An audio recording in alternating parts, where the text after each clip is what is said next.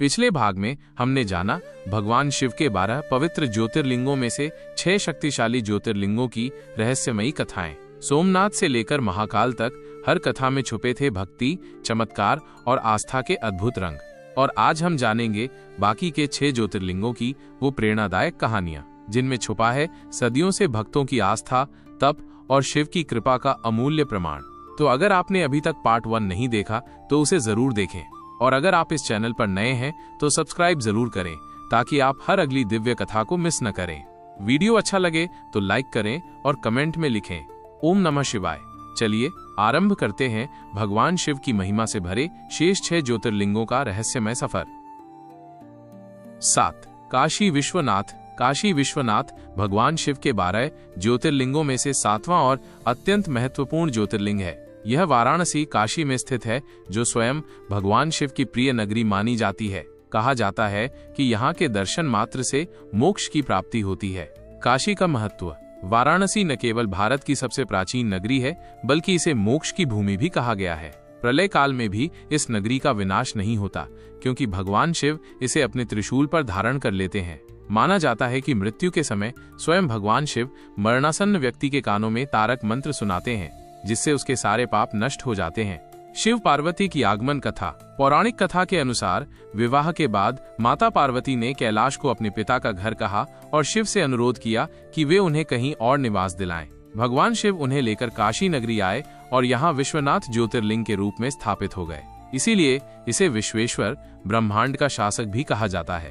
पूजन व फल। यहाँ प्रतिदिन पंचामृत से अभिषेक होता है। ऐसा माना जाता है कि जो भक्त नियमित दर्शन करता है, उसकी सभी जिम्मेदारियों का भार भगवान शिव स्वयं उठा लेते हैं। यहाँ आकर मृत्यु को प्राप्त व्यक्ति, चाहे वो कितना भी पापी क्यों न हो, सहज मोक्ष को प्राप्त करता है। 8. त्र्यंबकेश्वर। प्राचीन काल में ब्रह्मगिरी पर्वत पर गौतम ऋषि अपनी पत्नी देवी अहिल्या के साथ तपस्या करते थे। उनके तेज और पुण्य से कुछ अन्य ऋषि ईर्ष्या करने लगे। एक दिन उन्होंने षड्यंत्र रचकर गौतम ऋषि पर गौहत्या का झूठा आरोप लगा दिया। ऋषियों ने कहा कि इस पाप से मुक्त होने के लिए उन्हें देवी गंगा को धरती पर लाना होगा। गौतम ऋषि ने शिवलिंग की स्थापना कर कठोर तपस्या शुरू की। उनकी भक्ति से प्रसन्न होकर भगवान शिव व माता पार्वती प्रकट हुए और वर मांगने को कहा। गौतम ऋषि ने गंगा को वहीं प्रकट करने का वरदान मांगा। देवी गंगा ने शर्त रखी कि यदि भगवान शिव स्वयं वहां ज्योतिर्लिंग रूप में रहेंगे, तभी वो भी वहां रहेंगी। भगवान शिव ने ये स्वीकार किया और त्र्यंबकेश्वर ज्योतिर्लिंग के रूप में वहां स्थापित हो गए। उसी समय देवी गंगा भी वहां गौतमी नदी के रूप में बहने लगी, जिसे आज गोदावरी कहा जाता है। यह वही स्थान है जहां से दक्षिण की गंगा गोदावरी का उद्गम हुआ। त्र्यंबकेश्वर ज्योतिर्लिंग के पास 3 पवित्र पर्वत स्थित हैं, ब्रह्मगिरी, नीलगिरी और गंगाद्वार। 9. वैद्यनाथ। एक बार रावण ने भगवान शिव को प्रसन्न करने के लिए हिमालय पर घोर तपस्या की। उसने अपना एक सिर काटकर शिवलिंग पर चढ़ाया। जब वो 10वां सिर काटने ही वाला था, तब भगवान शंकर प्रकट हुए और उसके सभी सिर पहले की तरह जोड़ दिए। प्रसन्न होकर शिवजी ने वरदान मांगने को कहा। रावण ने शिवलिंग को लंका ले जाने की अनुमति मांगी। शिवजी ने कहा, अगर तुमने इसे रास्ते में कहीं भी रखा तो ये वहीं स्थिर हो जाएगा। रावण शिवलिंग लेकर लंका की ओर चला, लेकिन रास्ते में उसने एक ग्वाले को शिवलिंग पकड़ा दिया और चला गया। शिवलिंग बहुत भारी था, ग्वाले ने उसे जमीन पर रख दिया और वो वहीं अचल हो गया। लौटकर रावण ने बहुत कोशिश की, पर शिवलिंग हिला भी नहीं। उसने क्रोधित होकर अंगूठा दबाया और लंका चला गया। उधर देवताओं और ऋषियों ने वहां पहुंचकर शिवलिंग की पूजा की और उसका वैद्यनाथ ज्योतिर्लिंग के रूप में प्रतिष्ठा की। कहा जाता है जो भी श्रद्धा से इस शिवलिंग का अभिषेक करता है, उसके शारीरिक और मानसिक रोग दूर हो जाते हैं। इसीलिए वैद्यनाथ धाम में आज भी रोगियों और भक्तों की भीड़ उमड़ती है। 10. नागेश्वर ज्योतिर्लिंग। दारुक वन में एक राक्षसी दारुका अपने पति दारुक के साथ रहती थी।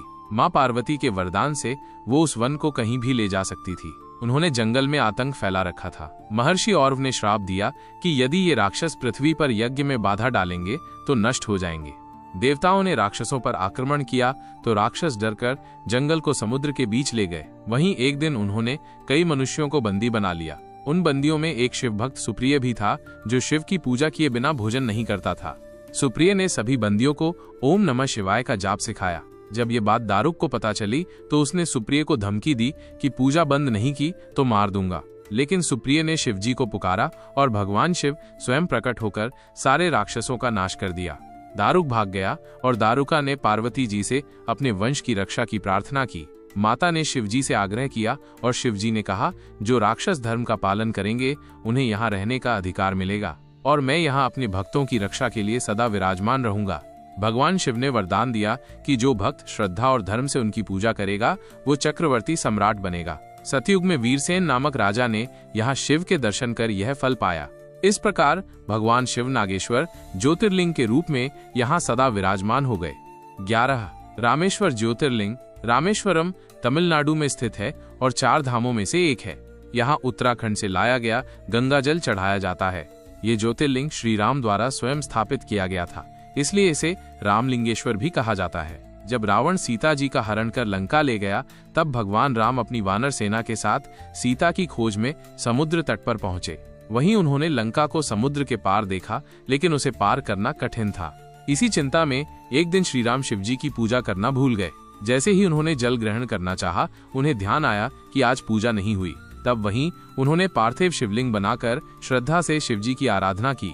भगवान राम ने प्रार्थना की, हे प्रभु मेरी सहायता करें, रावण भी आपका भक्त है और आपके वरदान से शक्तिशाली है, लंका जाने का मार्ग बताइए।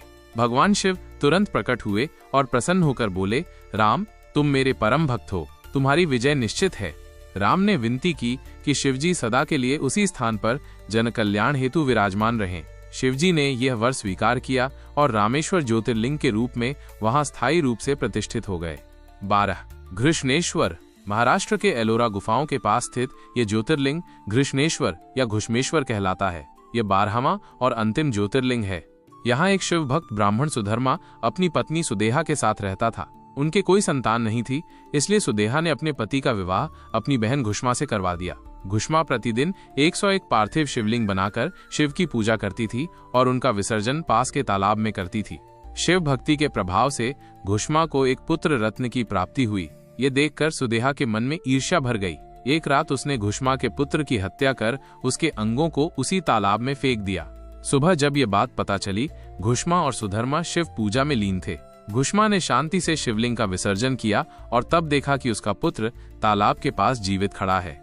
उसी क्षण भगवान शिव प्रकट हुए और उन्होंने सुदेहा के पाप का खुलासा किया। वे उसे दंड देना चाहते थे, लेकिन घुष्मा ने क्षमा की याचना की।